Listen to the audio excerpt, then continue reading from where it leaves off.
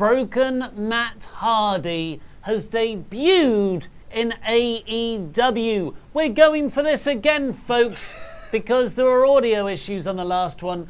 There might be audio issues on this one. We don't know what to do. The world is ending. We're just going to try and persist, keep our heads down, and stay a respectful distance away from each other. Only elbows.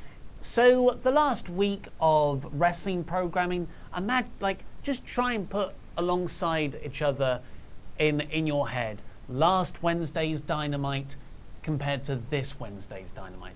Last Wednesday, the world was still rolling on pretty much as usual with a pretty big news story going on.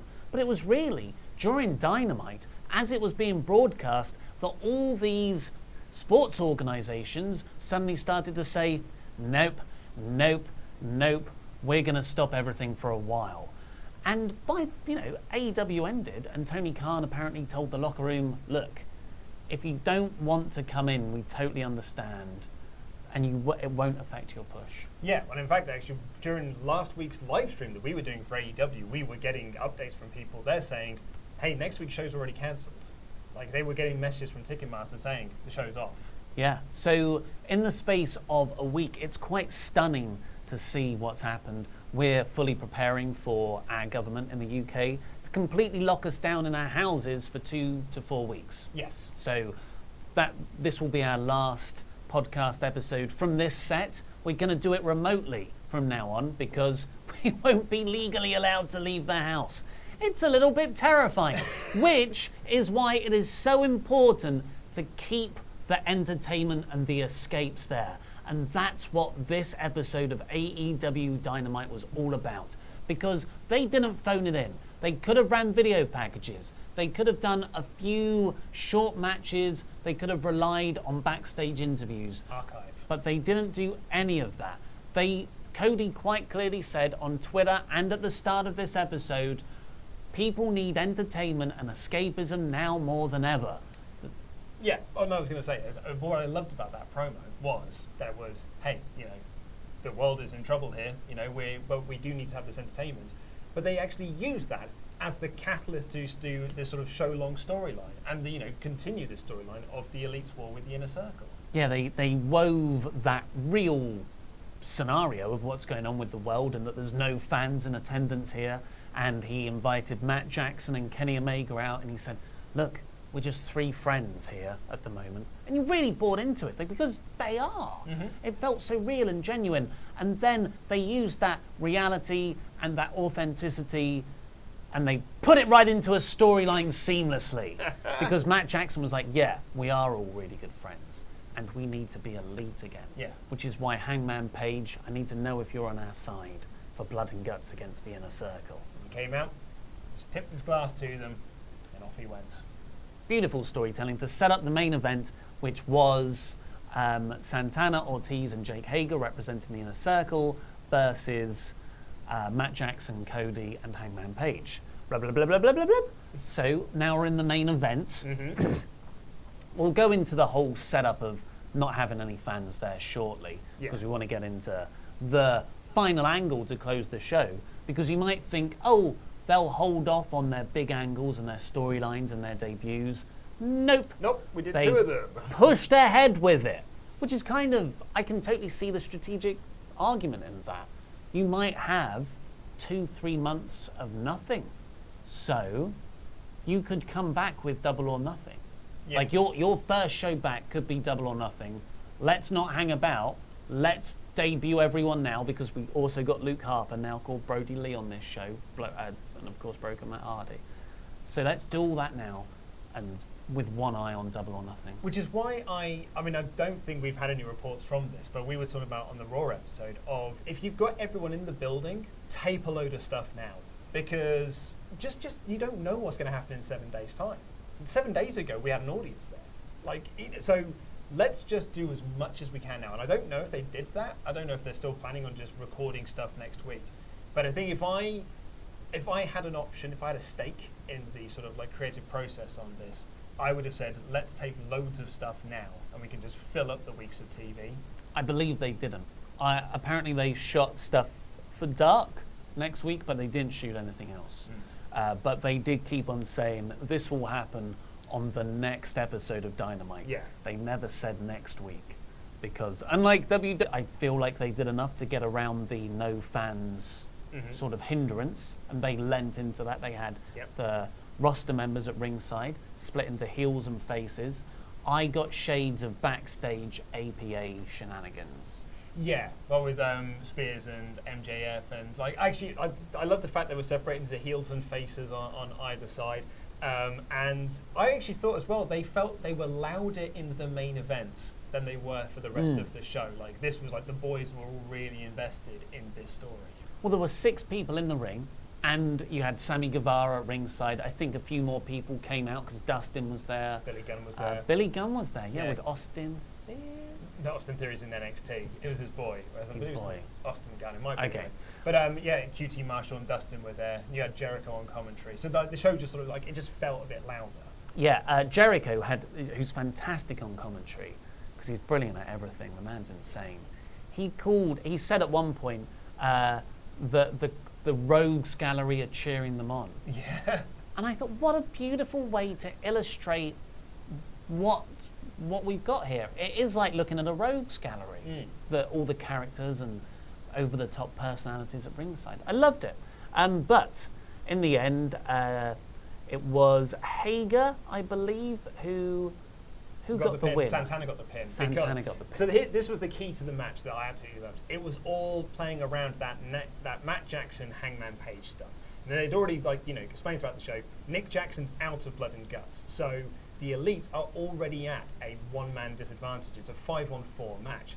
So they're already at a disadvantage. What they don't want to do is lose this match and be at an even further disadvantage.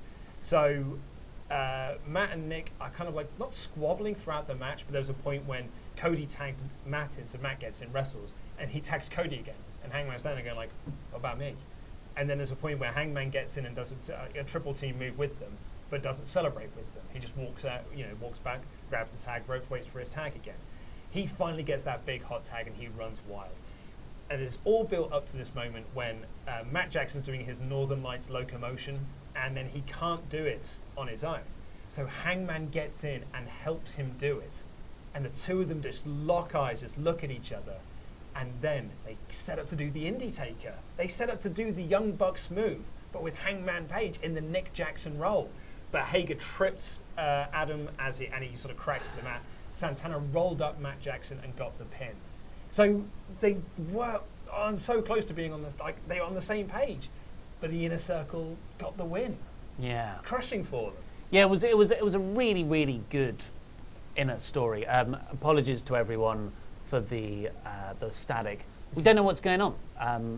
All our equipment seems to break because when as if everything else isn't enough at the moment. So you're just gonna have to deal with it. If it's too much now, please go away. But what happened after the match was the Inner Circle just started being really good heels. Oh, they were so good. Jericho was talking over the top of the replays and stuff, and then he was like, "Stop playing music! There's no one here, you idiots!" Yeah, and Jake Hager just suddenly starts to do press ups. Everyone is just having fun at this point. Jericho says to Sammy, "Get on his back, Sammy," and so Jake Hager does this. And to start off the match, Sammy Guevara and MJF are singing Fozzie's Judas theme. Yeah, it was he didn't know all the words. He just at one point goes, but that was the point where Jericho started laughing. Like, the consummate professional Chris Jericho just finally corpsed in that moment. Yeah. So good. And then Sammy starts to sort of lech on Brandy. Like, your guy's a loser. Come with a sexy Spanish god. Yeah. And Jericho's saying how they've got the man advantage. Not only have they got the man advantage, they've got a literal man advantage because Nick Jackson's out. They're only going to be facing 4 people next time on Dynamite. I particularly enjoyed Jericho's reasoning for that as well. They were like, how can you explain what you did to Nick Jackson? Like, we didn't do anything. We just walked backstage and found him that way. Yeah. That's why we called the Elite for help. And then this noise started happening. It was like a buzzing. And initially I thought... the audio in this room. Yeah. I thought, is he here? I thought, oh, weird. Like, is that like a Fireflies thing they're doing? And then you see this thing flying into shot. I was like, oh my God, it's Vanguard 1. and from that point, I thought they were going to cut there, but they didn't. They kept going because Matt Jackson, gets the mic and says, I've called in a favor, someone who owed me one. And the camera pans as this creepy solo piano music's playing, likely from Rebby Hardy, pans over to the opposite side of the stage. And there is full-on broken Matt Hardy. Full-on broken. Doing the delete with the wisp of white in his hair. I think it's red now. Is it red? Sorry, I missed that. And the sort of red cloak jacket thingy. Yeah. And it was just, it was awesome. And then I heard the director going, off in 4, 3, 2. But you know, we cannot complain about audio problems right now. Absolutely not. But it was just, broken Matt Hardy. That we all thought he was going to be the Exalted One. They did reveal who the Exalted One is on this episode. And that was a beautiful sleight of hand. And especially the way they built this, I was thinking, well, Mox is going to be the 5th man. I thought the same thing, because they had that Moxley promo earlier in the night. It almost felt like those two things had been done on purpose to make you think it's not Matt. Because you had, Mox said, he's got his problems with the inner circle. And he was just like, oh, I'm not allowed in the building. Well, I'll still be there. And then you had the Brodie Lee thing. And Brodie Lee was in almost a Matt Hardy style outfit for the reveal. And so it's like, it really was a clever sort of play on your expectations and stuff. So the reveal of Matt at the end. Also, I'm a bit thick because I didn't realize it was Vanguard 1 either. I was just like, a drone has landed. That's weird. Why is there a drone there? And there was Matt. I was like, oh right, Vanguard 1. Okay, I'm with you now. Do you want Senor Benjamin to come out with a wheelbarrow? A dilapidated boat lowered into the ring. Yeah. But even more signs for me. I was like, now there's a boat in the ring. But it was it was a fun debut. It would have been so much better with fans. Yeah. And like everyone shouting delete. It would have been amazing. But they still went ahead and they still put on the best show they possibly could have. And I love those little moments where I'm not thinking about the wider world. Yeah. And this was one of those moments. So thank you ever so much, AEW, for doing that. Let's see what you guys thought in the super chats. We've got everyone's super chats from the failed stream that we abandoned. Crikey, there's a lot of super chats today. There are, Thank you everyone all so much. It's amazing. Degenerate Forever 84, unless it was a one-time thing, Brodie's finisher should have him spin while the opponent spins. Otherwise it looks a little lame, in my honest opinion. Maybe. Oh, to be honest, in my own opinion. Crikey, that's TBH IMO. What do you think? I didn't really notice it, to be honest. I particularly like his discus clothesline, but I just thought he looked great in the ring. Yeah. Spencer, sure, Brodie Lee's debut was amazing, but imagine how much better it would have been if it had a southern accent. That's how you get it right. Very good. What a great promo from Brodie as well. We'll get to that very shortly. Matthew Robinson, this is how you do a show with no fans. AEW show 5-star, and it even had great women's match with multiple stories. Yeah. Great to see Penelope Robinson there. Matthew Robinson, because I'm reading Robinson, Penelope Ford. I wrote Cruz in my notes. Love the heels betting on the match and all wrestlers at ringside. Ollie's dream is coming true. Bunker in a cage. Yeah, I really liked that. It was funny actually because it reminded me of when we did No Fans Monday on Monday. We kind of during the production meeting there was that chat about should people be around the ringside? Should everyone just be at the back? And Will Ospreay was saying look, it can be a bit weird, if there's no one here, which is why we ended up having the young lions around ringside to kind of just sort of almost fill it out a little bit. And I don't know if it was that they helped it or it was just the great in-ring action. But after it took me 2 matches and I stopped noticing that there was no crowds. Yeah. Halfway through that second match, I was like, I've completely forgotten there's no audience here. Because they approached it to not make a point of it. It's weird, all of WWE's stuff was, look, there's nobody here. Yeah. Whereas AEW just went in there and was like, okay, let's make a wrestling show without an audience. As opposed to, the absence didn't become its defining feature. Yeah, completely. William Willing, is it crazy how much this feels just like a TV show rather than your typical sports broadcast? This was fantastic television. Really was. I'm hopeful that when we're out the other side of all this, a lot of lessons will have been learned. like, maybe not everything has to be done in front of the live crowd. Yeah, totally. Matthew Robinson again, thank you so much. You've done loads. Love having Brandy as a ring announcer. Keep minimum personnel. Best friends social elbow bump. Yeah, the social elbow bump. I think it was Justin Roberts wasn't well, and so decided that the safe thing to do would be to self-isolate. Yeah, same with Marco's stunt. That's why he wasn't there. Josh de Dominics. This was the greatest episode of Dynamite ever. Wow. I mean, I wouldn't say that. I'd say it's one of the most unique, but then they did do a show on a boat earlier this year. Yeah. But yeah, I mean, it's a testament to how many great episodes Dynamite's had in its already short run. Indeed. Just a few more. Glass Frame. Thanks for keeping things going, means a lot. Sammy singing along to Judas was the first time I have properly laughed since Steve Corino has taken hold in the UK. Reminded me why I love wrestling. It was so funny. It really made me laugh. Matthew Robinson again. Great promo and video package for Archer and Roberts. Oh, I cannot wait to talk about that promo. Well, let's get on to that now. Should we talk about the whole show, shall we? Yes. So we'll come on to the Brodie Lee stuff. Let's do Brodie Lee first. So the Dark Order came out. Evil Uno looks right down the camera and he promises the arrival of the Exalted One. Finally going to happen. Evil Uno does not lie. And SCU interrupt and Daniels is like, you keep promising us this and it's not happening. You're a lie. You're a fraud. There is no Exalted One. And then the Titantron plays. And it's this guy with a distorted voice and a hood over the face. And I'm like, okay, we're not going to find out. You'll find out the Exalted One means you'll see vacant. Well, I thought that was when Evil Uno first cut his promo where he said the Exalted One is nearby. And I was like, oh, okay, yeah, delaying this by another couple of weeks, I suppose. Then the video post like, oh, okay, cool. Now we know there is an Exalted One and it's a shadowy figure. But no, and he just took his head off and it's Brodie Lee. Well, the voice became less and less distorted. Yeah. And honest to God, there are 3 seconds of audio where it's Matt Hardy.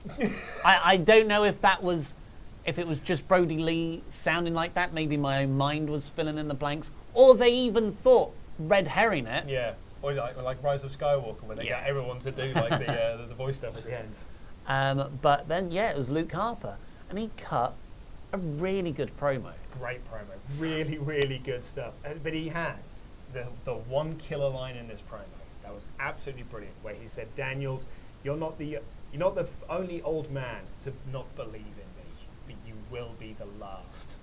Oh, great line! Yeah. And then it comes back. My name is Brodie Lee, and I am the Exalted One. And then, like, you think that it might just be it because Steve Corino can't actually fly Brodie Lee in. No, Brodie Lee was there. SU turned around. He's in the ring, lays them all out, and he stands tall. And he's, celebrates the Dark Order, does the hand thing, and he walks away.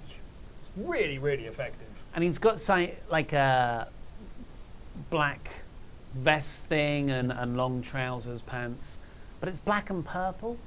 And there was just something about the whole presentation of them where it just made me think, this was cool supervillain. Yeah. This was Rogues Gallery. I felt like a kid watching a Saturday morning cartoon. Which is what the Dark Order should feel like, I suppose, really. But I will say, and I said this in my review, and we've actually talked about this at length in previous episodes. I kind of wanted Brodie Lee to have a singles run. We've seen him in factions, we've seen him in tag teams. I wanted to see him in singles action. So, and maybe we will still get that. But so I'm not massively disappointed he's with the Dark Order. I just think I would have preferred a singles run. But I am really excited to see what they do with him with the Dark Order. I just want to give a shout out to Daniels, who said, like, at one point, you've wasted everyone's time looking and then realizing, and then goes, at home. But yes, I don't know if I would have done it this way either, but I'm into it. The show opened with the Cody promo we've already spoken about. We had Taz, JR, and Excalibur on commentary. Tony Schiavone was there, but he was sort of around the ring doing interviews. Roving reporting. I love Taz and Excalibur.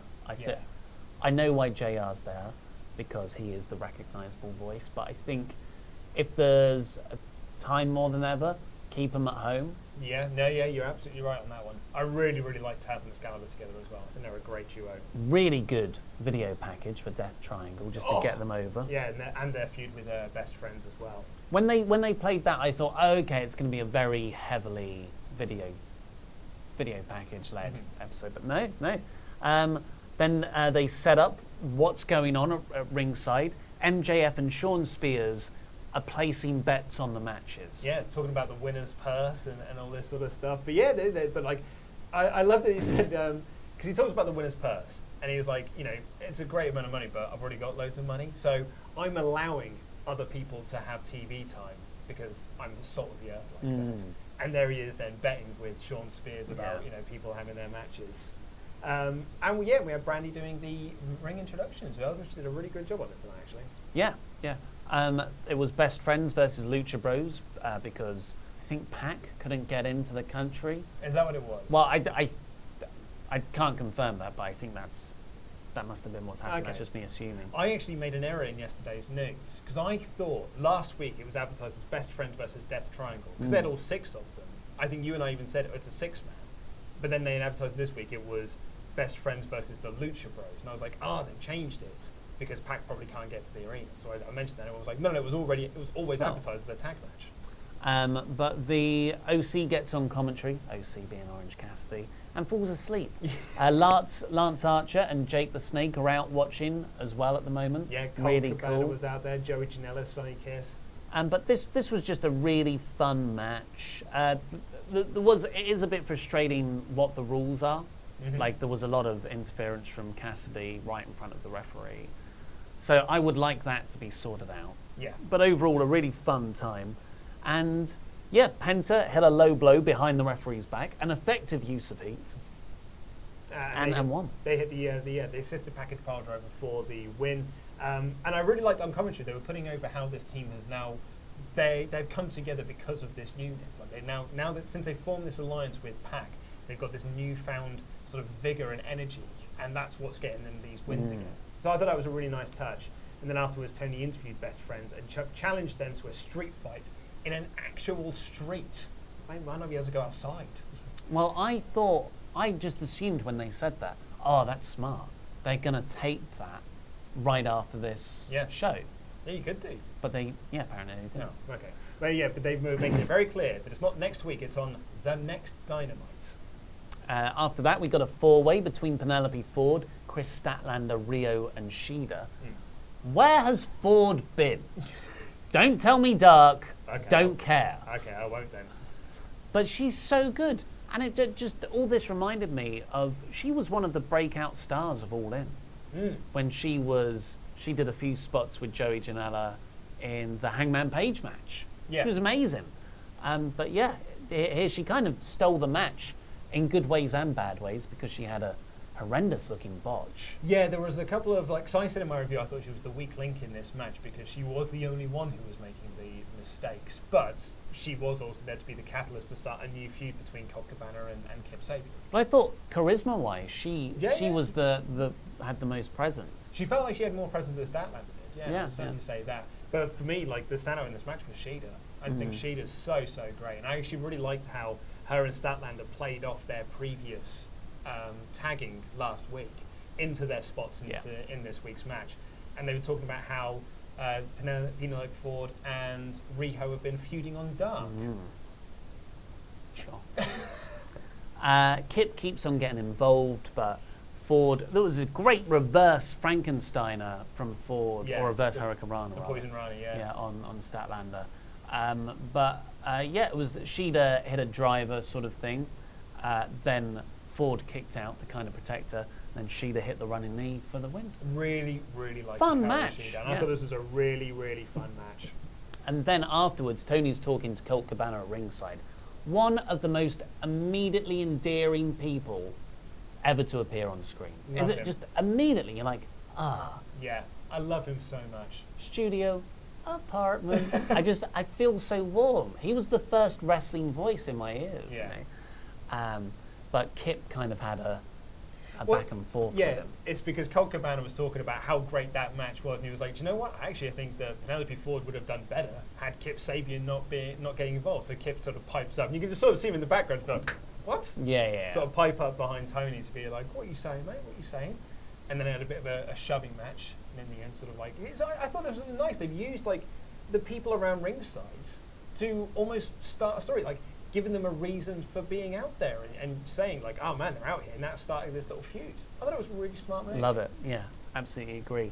Colt had a great line where he just pushed Kip away and just said, you know I'm a wrestler too, right? Jon Moxley, earlier today, he wasn't allowed, he was on the do not enter list because he is injured still after that, kayfabe injured. And he gets in his sports car. The sports car. It's back. The car's returned. He's too tall for it. He tried to get in. But then he just zoomed off. Yeah. It looked like he had a lot of fun. Yeah. But yet he said, I'm not missing blood and guts, which was a really good red herring for making you think it was going to be him later on. Yeah. Then we got Butcher and the Blade versus Jurassic Express. Yeah, MJF was paying off Butcher and Blade to just hurt them a little bit more, just giving them some extra money at ringside. This was actually a really, really good match as well. I really enjoyed these two working together. I really like Butcher and Blade. Love Jurassic Express. Love Luchasaurus' hot tag. But again, this had some botches in there. Luchasaurus sort of missed time to dive. Then the end was madly weird because they did the slam onto Blade. And Jungle Boy then, like how Lucha Brothers do this, like they do their move and then the other one does the big dive to the outside, it's usually Phoenix. So Jungle Boy goes to do that, but Butcher hasn't stood up yet. Butcher's just staying down. But Jack's already running. So Jack just sort of stops, gets through the ropes and sort of just jumps off the apron to give him a stomp. You got Excalibur going commentary going like, I mean, he had to. That was a really smart move on Jack's part. But it made me think that's twice he's done that now. Butcher's been out of position for a dive on the outside. He did it in his first match with Cody.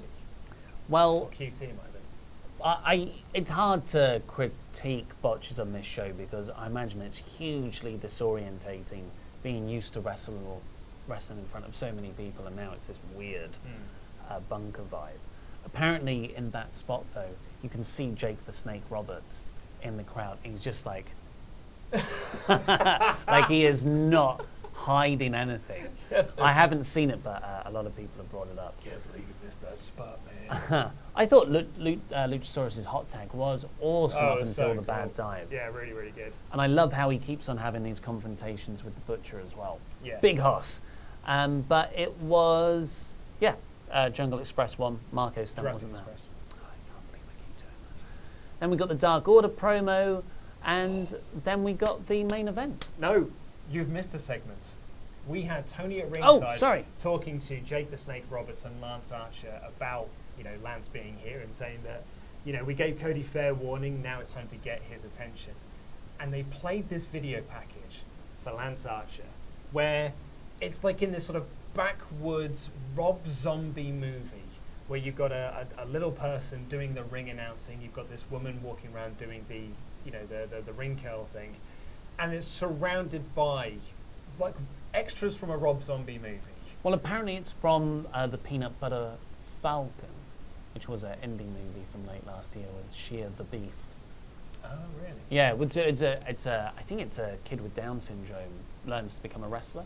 Oh, so okay. yeah, that was involved in the production. Oh, but yeah. It totally looked like this was like straight out of a Rob Zombie, hillbilly movie. Mm-hmm. And Lance Archer and Jake the Snake sort of walk through these woods to this area. And it's just written on the mat, everybody dies. And it's Lance getting in the ring and just daring people to get in. And there's these people who are just like, they've been training to have a fight with Lance. So they come in and Lance just wipes them out, just takes out all of them, while Jake the Snake is on this sort of rocking chair, slightly up a hill, just watching back and forth, just watching him wrestle, watching him kill these dudes. And it ended the shot with Lance Archer standing in the ring on his own, with hundreds of bodies around him that he's just beaten up. There's even this one bit where a slightly bigger guy gets in, and everyone goes, "Oh, the big one's got in now." Lance just wipes him out immediately. And then him and Jake go to leave.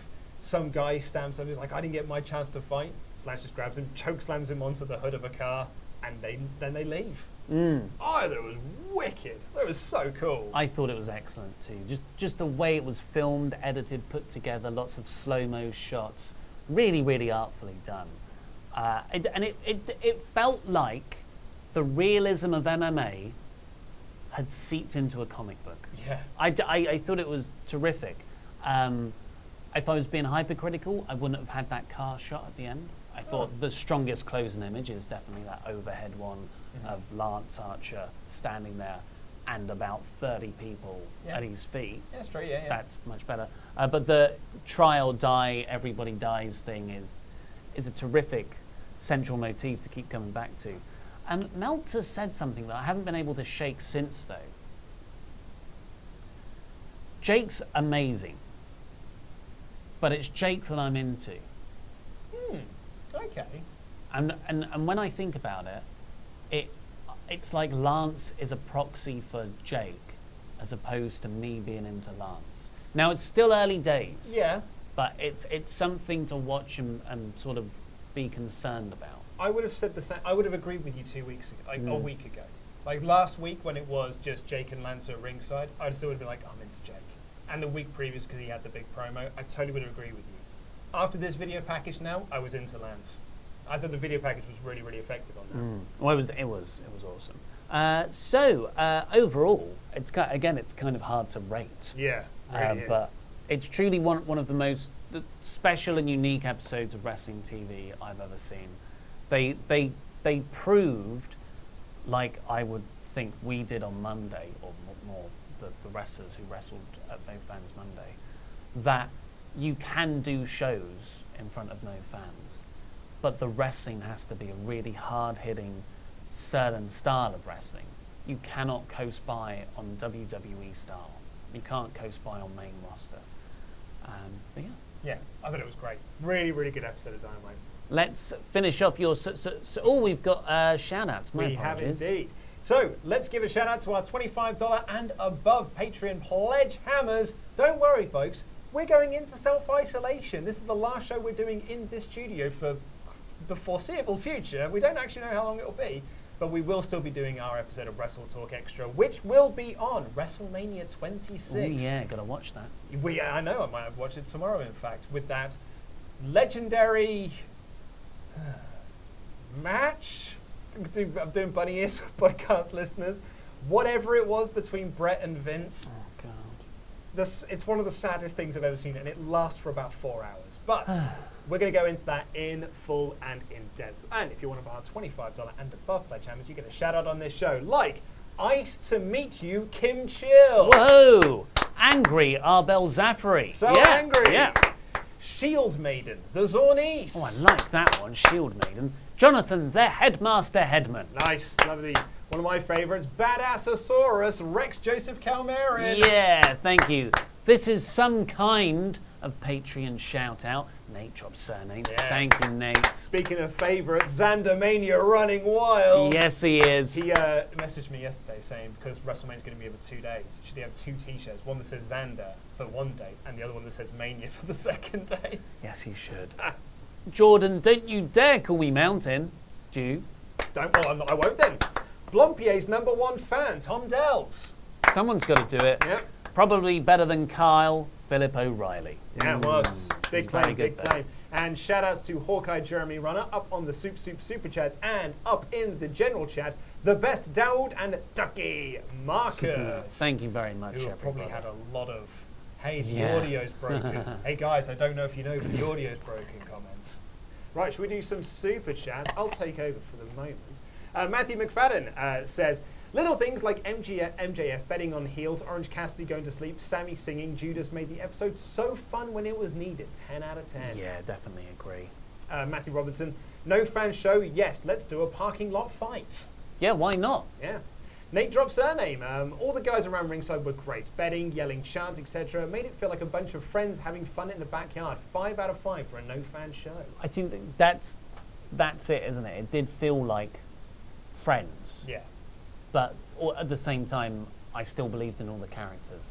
William Buhner, being from the US, I respect you guys for always doing the right thing morally. This is the first time I watched AEW live instead of NXT. Wrestlers in the crowd added a sense of excitement. And imagine, I don't know what the viewing figures are going to be like for NXT tomorrow, because they made it very public in advance. There's going to be no wrestling on the show. So, I mean, really, ratings at this point don't really matter, but it's, I don't know, it'd be very interesting to see what the ratings pattern looks like for the show. Here, Raw did its best numbers since mid-February. Yeah, it did, yeah. You've got to wonder if that's down to Austin or if it is that curiosity factor of... No, it's the Rumble. Oh, the Rumble? Yeah. Lost for the last hour. No way. Started off normal for the actual show, but when people realised they were playing the whole Royal Rumble, loads of people tuned in. Which makes sense as well, because, the network subscriptions are 1.3, whatever it is, million viewers. Raw does nearly double that on a weekly basis, so there will be a million and change people that hadn't seen that Royal Rumble match. Axe Adapter, let's pour a glass of milk and celebrate Matt and Lee's debuts in the name of the Milkman. Also support WrestleTalk and screw Steve Corino. Yes, Rory, screw them. Rory the Right, I had a 3-hour power cut midway through Dynamite last night. I thought the world was ending, LOL. Oh my God, it's just there's so much going on right now. Any extra bits on top of it, I'm like, I can't take it. Yeah, I know. When we were if you didn't know, this is actually the second attempt we've had at this AEW stream. Me and Ollie were just staring at the mixer being like, why won't you work? Please work. JC20, shout out to Evil Uno for delivering a great promo prior to Brodie Lee making his appearance, and Jericho's great promo before Matt appears. Yeah. Really great stuff. Garrett Lippy, great AEW show. My girlfriend and I popped so hard for both Brodie Lee and Matt Hardy. She's working hard at work and listening to your podcast while traveling to and from. Stay healthy at home, guys. You too, both of you. Absolutely. All Elite DK. Jericho, who wears sunglasses indoors? Camera cuts to Jericho wearing sunglasses indoors. Made me laugh. Sammy singing Judas was hilarious. This is how you book a show. Yes. Do you want to take over? Yeah, Brett J. Rasmussen. This was still the greatest episode of Dynamite I've seen yet. Love the debut of Matt and Brodie. Ollie and Golden Joe are now one. Chance Silver Bro. Nate dropped surname. Hangman Graphics said social distancing since November. That was really good. Didn't pick up on that. Sir Ra Pro Fitness. They never said broken Matt Hardy. On Free the Delete, he refers to himself as Damascus. No, I think what we're saying is that he was very much in his broken guise. And I think he will be broken Matt Hardy. Yeah. Sir Ra Pro Fitness again message. said the same thing. Pledgehammer Sawyer. Do you think the Exalted One story was created with Brodie in mind from the start? Nope. Or was he typecast into another cult gimmick after his release from WWE was confirmed? Regardless, I'm excited to see him unchained creatively. No, if the reports are to be believed, it was supposed to be Marty Scurll. So, I don't think it was always earmarked to be him. Josh the Dominic's Taz reaction to Hardy, crying with laughter emoji, tweeted he didn't know. That's cool. William Willing, is it too gimmicky to have the little person as a part of Lance's posse? He brought all the character and life to that segment. It would be amazing for him to deliver that introduction as a personal announcer. Yeah, it sort of fits into that carny freak show style thing. I think that's a good idea. I really like that, yeah. I think you can have little people on TV and not be exploitative about it. Yeah, you just have big cast beating them Exactly. for longer than they were supposed to. Matthew Robinson. I love how the wrestlers talk and interact since you can hear what they say in the ring. Hashtag stay safe, Ollie, Luke, Pete and Laurie. But not Adam. Not Adam. Or Andy. Kaya Mao. Thank you, by the way. I lost it at Hangman Page's name bar saying social distancing since November. And Brandy's saying, said she would never ring announce again. It's very good. Marco Talon 12. Chuck Taylor was distracting the ref while Cassidy dove on Lucha Bros. Oh, okay. It wasn't focused on, but you could see it. Cool. And that's on me then.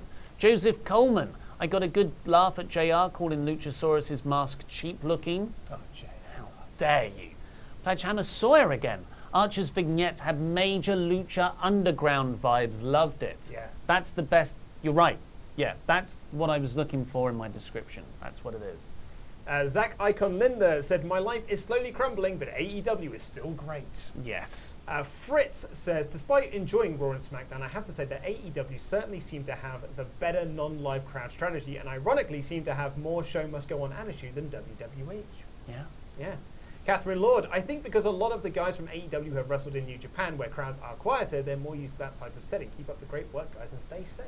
Not just New Japan, but a lot of those guys would have worked the indies. And I was thinking this when I was watching the show. I'm like, well, I don't mind there being not that much crowd reaction. I've watched loads of matches where people have wrestled in front of 30, 40 people. Yep. So this isn't crazy for me. Yeah, I was once at a wrestling show where there were, I think, 7 people in attendance, and like me and my 2 friends made up, nearly half of that. Wow. And it was in a library, like a public library area, but they had sort of like this sort of gymnasium thing. It was just a ring and then just like stacks of like tiered seating. 7 That meters. is so indie. It was very indie. People coming through double doors. Timothy Jones. Do you know if Matt signed with AEW or is just him making a stop? I could see him working a program or 2 with AEW, maybe a program with Impact and NWA before committing anywhere. I think he wants to work as many places as possible, and he's got the name value to do that. Joseph Hannon, why are Luchasaurus and Wardlow having a lumberjack match on next week's Dynamite? Did I miss something? Yeah, so during the Jurassic Express match, they threw someone into the crowd and they were knocked into Wardlow. During that match? Was that during the I'm pretty sure, yeah, and Wardlow, I think that was Cody who did that, actually.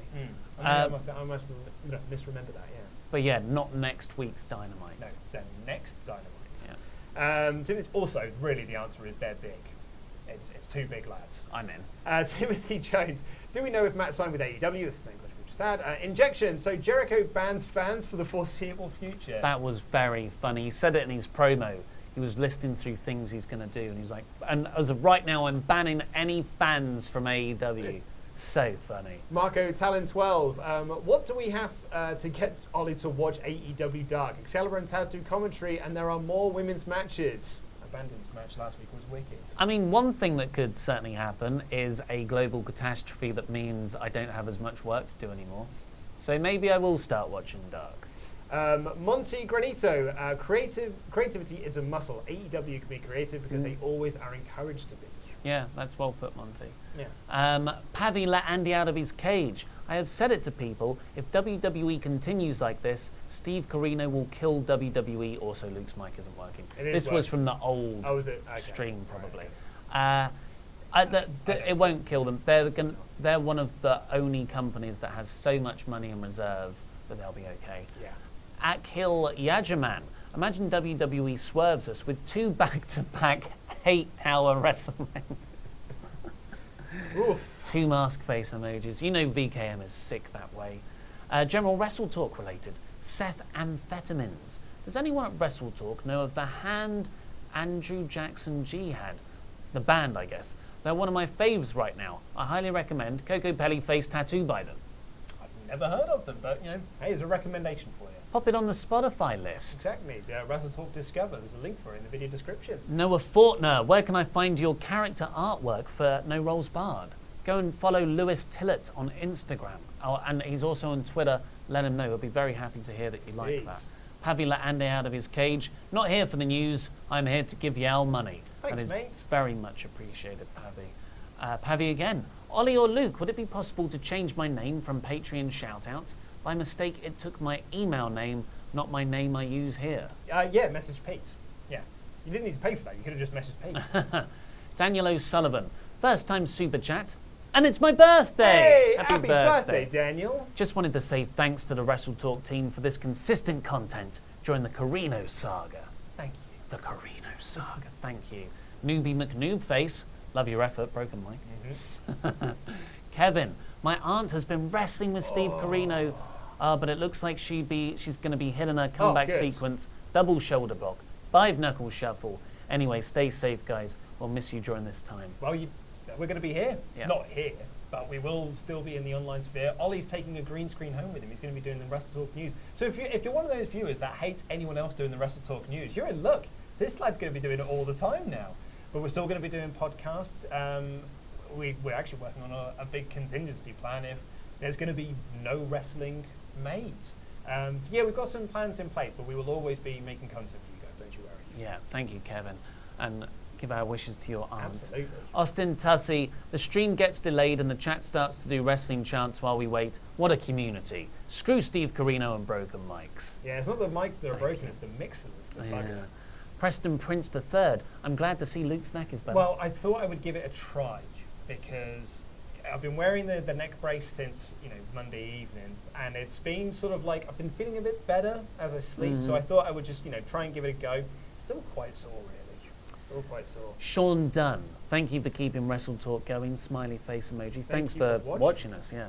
All Elite DK, please enable sponsor member options for the channel. It's actually something we talked about earlier to get us through these times. So watch this space. Jory Covington. When are we going to find out who won the signed turnbuckles? It's on my to-do list tomorrow when all the payments are processed. It's not an immediate thing. Polly TV 123. Can't handle the static, just leave. Holly on the edge. I did say please leave. Kokaju Doku. Keep up the good work, guys. Thank you very much. Penta the Unholy. This whole thing without an audience is extremely boring to me. Kills the magic of wrestling for me. I won't stop watching AEW or WWE though. Yeah. I really enjoyed this week's Dynamite, actually, and as I said, I feel like I'm a broken record here. I'd stopped noticing after a short while. I just stopped noticing. Same here.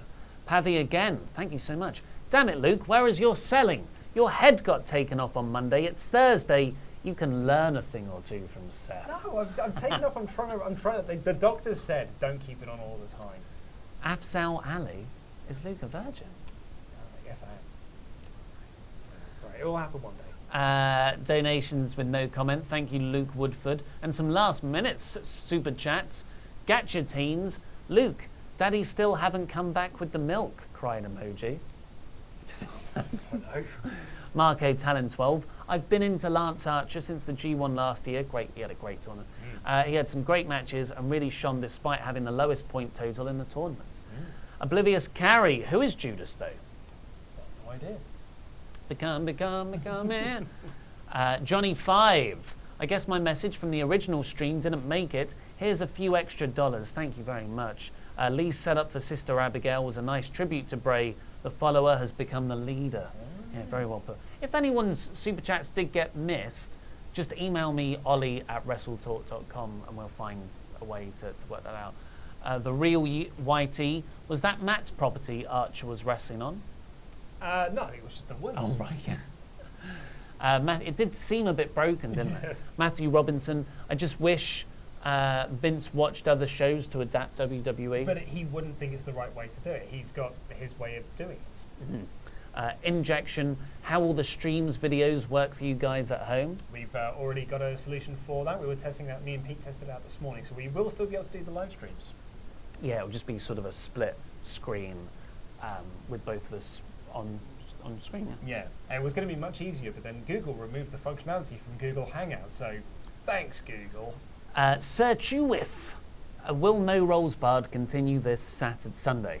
Yes, it will. Yeah. So it's episode 4 going up on Sunday, isn't it? The Go Home show. And then it's the Colossal Tussle the week after. Yeah, so we filmed all that late last month, so thankfully we've got at least 2 weeks in the bag. We were going to shoot season 2, not next week, but the week after, but realistically that's not going to happen because we're all going to be locked in our houses. Jobber JJ, finally, love you guys so much and thank you for everything. Thank you guys for everything. Thank you so much. In these tough times, routine is important. We will endeavour to keep this channel running with the same usual stuff. And if there's no wrestling, if wrestling just stops, if there is no new Raw or SmackDown or NXT or AEW or pay-per-views, me and Luke will still be here. And we'll just watch old stuff. Oh, yeah. And we'll tell you what that stuff is before you tune in, so you can watch that old stuff too. We're thinking 20 years ago of Raw. Yeah, or we might just pick out, the greatest episodes of Raw in history, and we'll put it up as a poll. People can vote on it and decide which episode we all watch together, and then we'll talk about it the following day. Yeah. But we'll get through this together. Take care of yourselves, everybody. Yeah. Stay indoors. Don't be an idiot. I loved Sammy's T-shirt that said, "Wash your hands, catch it, shut your ass."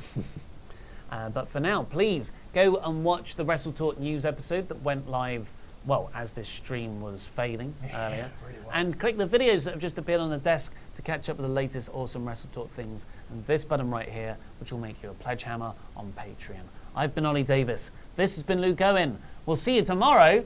And that was wrestling.